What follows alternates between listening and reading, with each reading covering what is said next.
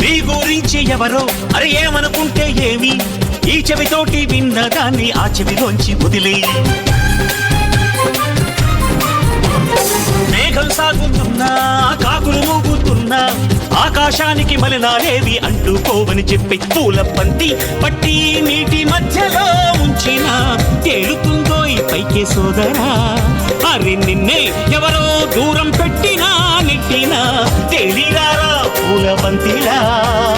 మిడుగురు పురుగులు ఎన్నెన్నున్నా పున్నమి నాటి జాబి కల్లే పండు వెన్నెల నా పక్కల్లప్ప.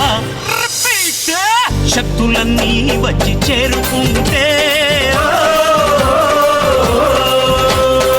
స్వర్గం విలిసేనయ్యో భూమిపై.